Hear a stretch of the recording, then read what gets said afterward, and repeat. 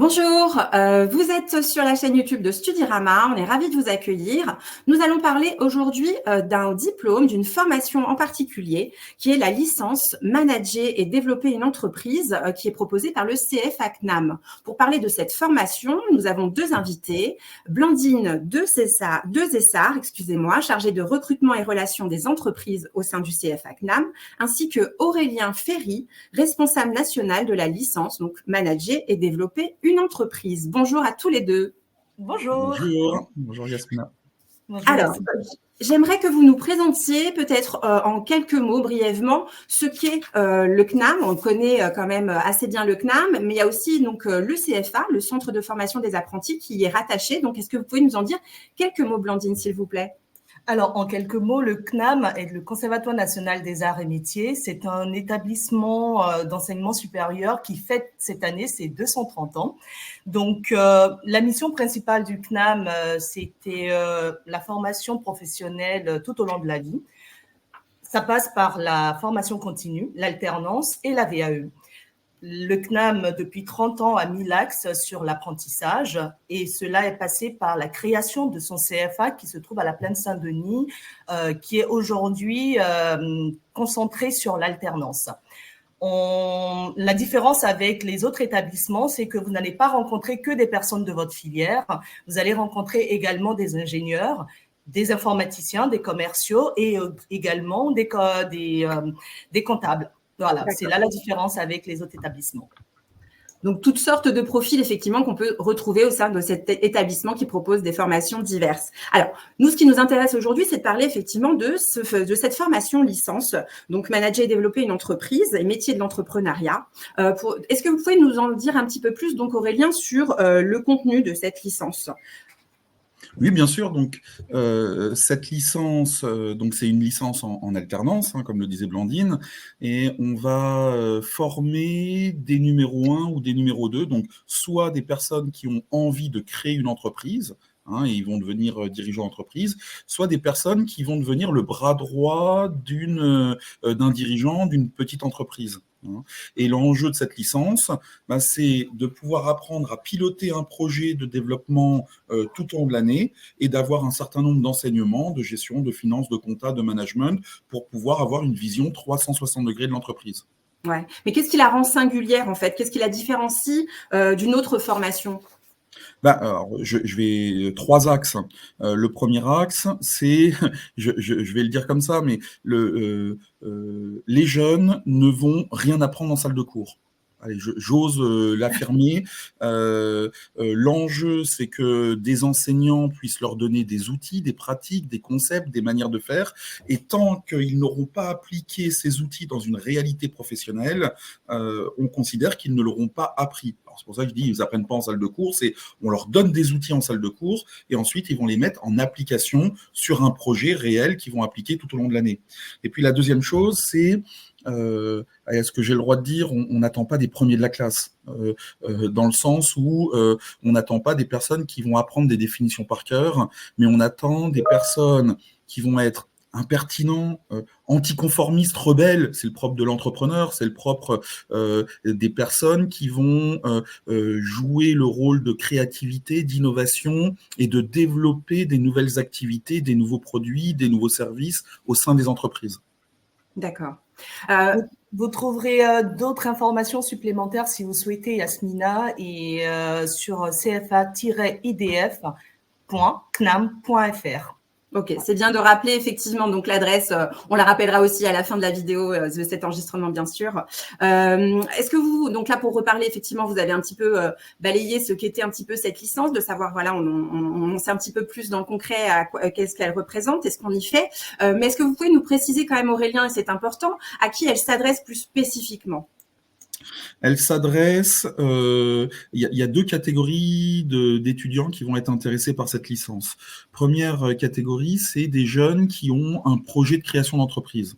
Je veux créer mon entreprise dans des projets innovants ou dans des projets artisanaux existants, peu importe, mais et je vais découvrir dans cette licence toutes les mécaniques pour créer ma propre entreprise. Et d'ailleurs, je vais commencer à créer tous les axes pendant la licence. Deuxième public, c'est des personnes qui se prédestinent à être adjoints d'un dirigeant, manager, le numéro 2 d'une petite entreprise ou moyenne entreprise, et on va leur donner les codes pour accompagner un dirigeant à développer une entreprise. Donc là, si j'ose dire, c'est des jeunes qui ont un bac+2 et qui vont avoir une envie, soit une envie entrepreneuriale, et on qualifie ça d'intrapreneuriat, c'est je vais développer des nouvelles activités, des nouveaux produits, des nouveaux services au sein de l'entreprise d'accueil. Ok. Blandine, vous pouvez nous préciser quels sont les prérequis aussi de cette formation? Donc là, on peut avoir un bac+2, donc type BTS ou autre formation qu'on aurait pu suivre déjà un début de licence si on a envie de poursuivre et se professionnaliser avec cette nouvelle licence. Mais quels sont vraiment les prérequis qui sont nécessaires? Alors, comme le disait tout à l'heure Aurélien, il faut effectivement avoir un bac+2. Donc, nous sommes sur un diplôme d'État, bac+3, que nous, les étudiants doivent obligatoirement avoir un bac+2.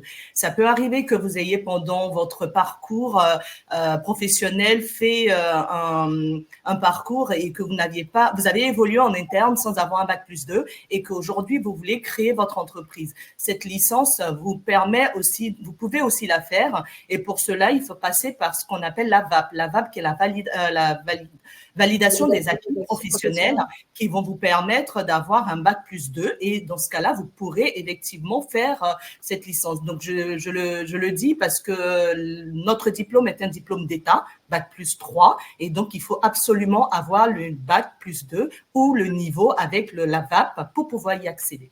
Donc là, pour la VAP, on précise évidemment que ça s'adresse à un public différent, pas un public étudiant classique, un public éventuellement adulte qui aurait arrêté ses études, qui serait déjà en activité professionnelle et qui voudrait reprendre une formation.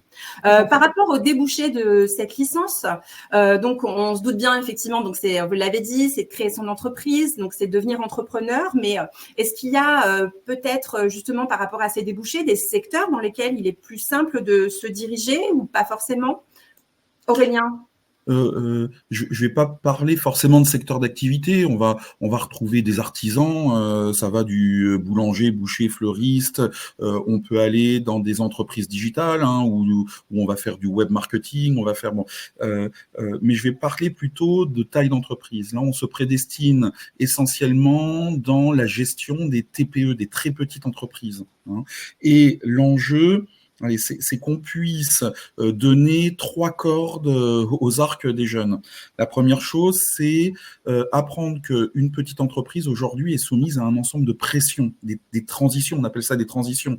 Il y a les transitions sociales, économiques, écologiques, enfin voilà, toutes ces pressions qui viennent redessiner le contour d'une TPE, et donc ces jeunes vont devoir apprendre à utiliser ces codes pour développer une entreprise. Le boulanger, par exemple, doit résoudre une équation. C'est le prix des matières premières impose que ma baguette coûte 3 €. Et de l'autre côté, si je vends ma baguette 3 €, personne ne m'achètera ma baguette. Donc là, il y a des nouvelles équations à trouver. Il y a des nouvelles mécaniques à mettre en place.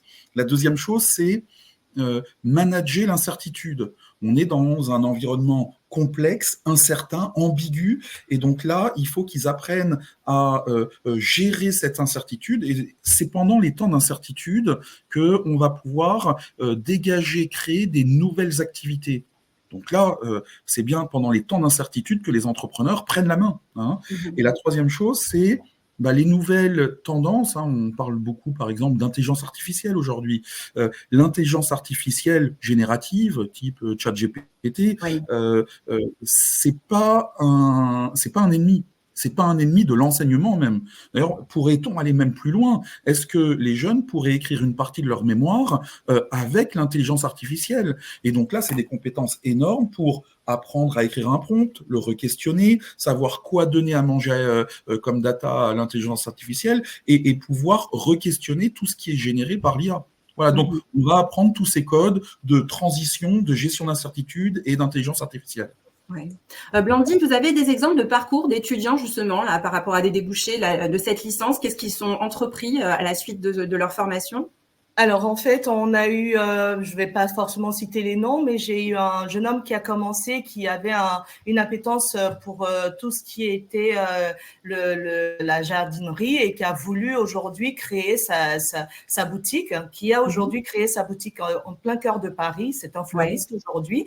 On a aussi une demoiselle qui avait vraiment cette envie de créer des bijoux de luxe et elle a créé sa boutique virtuelle qui se trouve aujourd'hui être une boutique qui fonctionne très bien et qui nous a même sollicité aujourd'hui pour avoir un étudiant en marketing pour l'aider dans cette aventure qu'elle commence. Et on a également des étudiants qui avaient un projet mais qui ont souhaité poursuivre leurs études.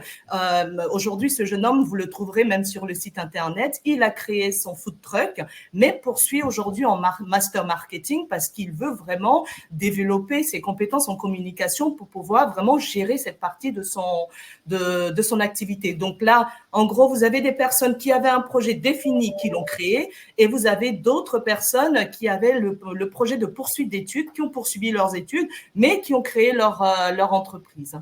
Ok. Je Euh, vais on peut-être parle, pardon, compléter, excusez-moi. Là, allez-y. Blandine vient de donner 2 exemples de créateurs, mais je peux donner un 3e exemple d'un jeune qui a développé une activité. Il était chez un artisan qui avait 3 boulangeries. Hein, et les dernières années ont été très complexes dans les boulangeries. Et donc là, le jeune a mis en place des nouvelles mécaniques pour, alors Too Good To Go, tous les systèmes pour vendre en ligne, tous les systèmes digitaux pour développer cette entreprise. Alors voilà, c'est un autre exemple qui n'est pas du tout une création d'entreprise, mais il s'est positionné comme bras droit du dirigeant pour développer des nouveaux modèles économiques et des nouvelles manières de commercialiser. D'accord. Merci pour ces précisions. En tout cas, c'est important. On voit effectivement qu'il y a différents types de débouchés possibles, effectivement aussi avec cette licence. Alors, on en revient aussi à l'essence de cette licence professionnelle, on le rappelle. Donc, c'est aussi donc le volet alternance. Comment se passe en fait pour les étudiants la recherche d'entreprise? Est-ce que la formation est payante, Blandine?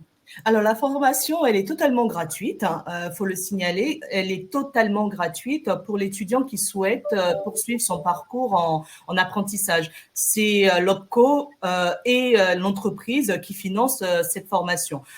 L'étudiant est rémunéré pour cette formation également et donc il suit une formation et il apprend en même temps dans une entreprise en relation avec la formation qu'il suit.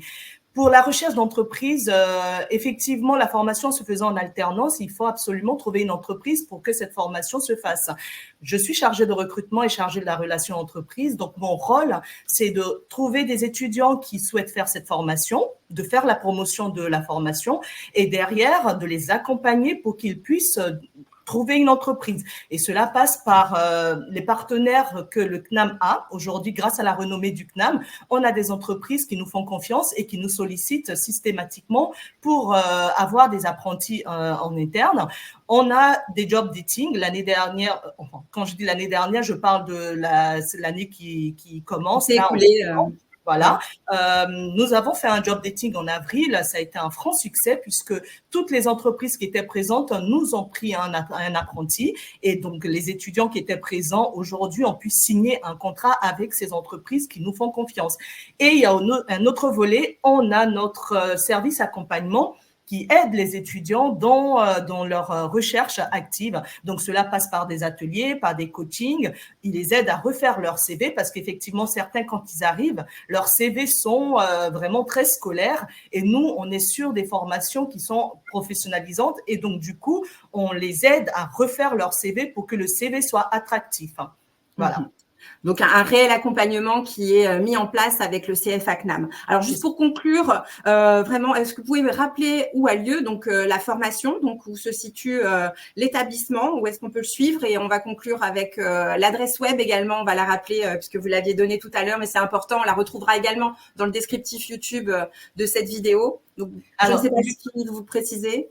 Alors, vous avez je ne sais pas si vous arrivez à voir l'écran derrière, le très joli campus qui a vu le jour très récemment et qui sera à disposition à partir de septembre pour les nouveaux apprentis qui vont intégrer le CNAM. Nous sommes situés à la Plaine Saint-Denis, donc là, au niveau de la station Stade de France.